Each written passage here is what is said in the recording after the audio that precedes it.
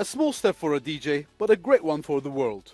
5 years ago, thousands of people danced on a ship as Italian astronaut Luca Parmitano provided the music from space. Luca kept close contact with Euronews as he produced a series for us, regularly reporting on his activities in space.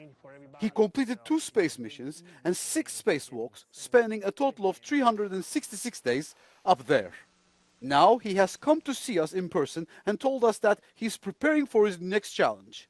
He wants to reach the moon, if not the stars, but the first stop will be a space station around the moon.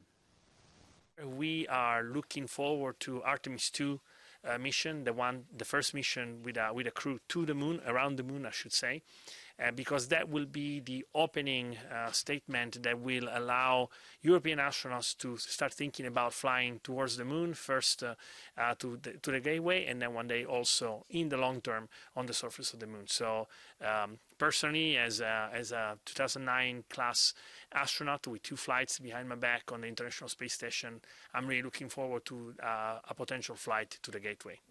In recent decades, the space race has taken off. NASA is launching the Artemis 2 mission next year, and partnered by the ESA, it will include the first crewed mission of the Orion spacecraft.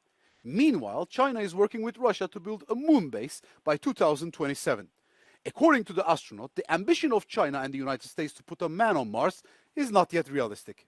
When we talk about Mars, we have to understand that there may be a lot of boasting about planting the first human flag on the red planet, but it's a long ways, both from a physical point of view. Mars is 1,000 times further away than the moon. On average, is 400 million kilometers. The moon is 400,000 kilometers, and it's still really hard to get to.